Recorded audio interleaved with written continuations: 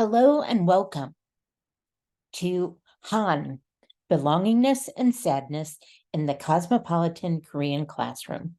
This is a Pechakucha by Maria Lisak, and I say thank you to Chosun University, where I work for its over 70 years of higher education, and Kotisol National Conference.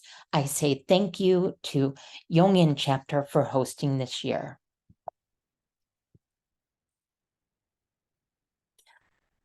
So what puts the Han in Hanguk?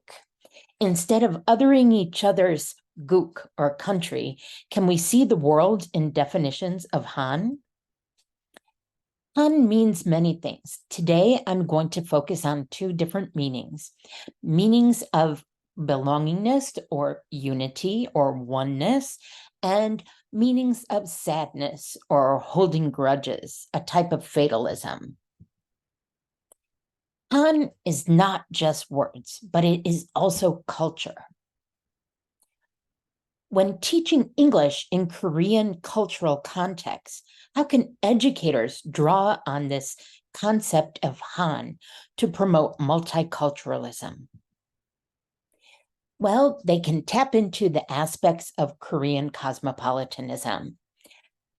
When Korean cosmopolitan is working, we see things such as belongingness, welcome, hospitality, love, and unity. And sometimes cosmopolitanism doesn't work, and we have feelings of alienation, sadness, kind of fatalism, just like Han. There's different kinds of cosmopolitanism when we talk about the different aspects, but there also are some legacies of cosmopolitanism we need to address. Cosmopolitan from above is not what I'm talking about. The colonial legacy from anthropology is something that we're trying to shake off by focusing on how cultures take global concepts and make those global concepts relevant to their local culture. This is called cosmopolitanism on the ground.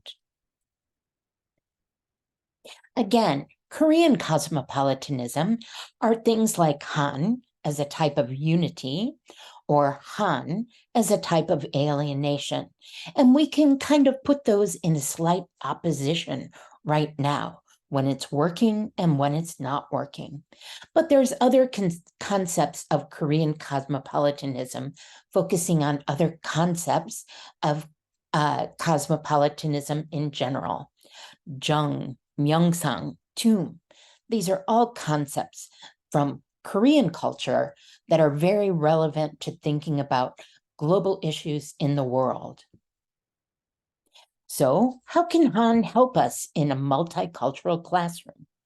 Well, as we mentioned before, Han as a type of belongingness and welcome, that seems like a great thing, right? And when it doesn't work, alienation, sadness, that seems like a bad thing, right? Well, let's take a closer look at both of those conceptualizations. Belongingness, when Han is working as a helpful cosmopolitanism, it can be seen as a type of team building, a sense of connection and belonging. But there's a dark side to this type of Han, a type of insularity. Han can be exclusive to Koreanness, a kind of American white supremacy kind of insularity. This can lead to stereotyping and in-groups, breaking down opportunities to find connections across difference. So I ask you, what does it mean to have a multicultural culture? Even in Korea, there's differences among job status, age, address, family style, military service, class, gender, and ethnicity. All things, even between Koreans, can still cause problems. So we need to tap into this type of difference as a type of normal human experience.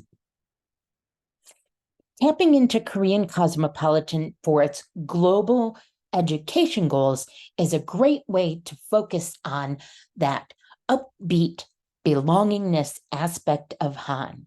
We are the world. Korea can be seen as a microcosm of what it means to be human. Let's move now to look at the other definition of Han I want to focus on. How can sadness help in our class? Isn't that something we want to avoid? Well, Korean cosmopolitanism, when it doesn't work, these feelings of sadness, of alienation, arise from another kind of concept we can tap into from Korean culture, the idea of tum, a type of gap or a type of improper distance, a type of misunderstanding. Breakdowns in communication cause sadness. Well, Cosmopolitan seeks to build meaning across difference through negotiation or what we can call proper distance. But still, misunderstandings and improper distance can cause learners of all kinds to feel sad and alienated. Breakdowns in communication are like being lost between two worlds. A gap emerges and sadness happens. Sadness is part of being human. It's not a bad thing. Sadness doesn't have to be fatal. Koreans' idea of Han sadness is very heavy, and it can be a kind of grudge-like holding or a type of fatalism. By helping learners process their emotions instead of repressing or enduring them, we can help them build their resilience practices to deal with those heavy feelings, or maybe feelings of loss or alienation. We can help them realize that their feelings are normal. Their friends and family have them, just like all humans in the world have them. We can move from this micro positioning of me and how I feel to meso, the people around me, to macro, people in the world. Teaching this micro, meso, macro movement for resilience helps align Han sadness with Han belongingness. Life is always precarious. We are always vulnerable. That's just part of being human.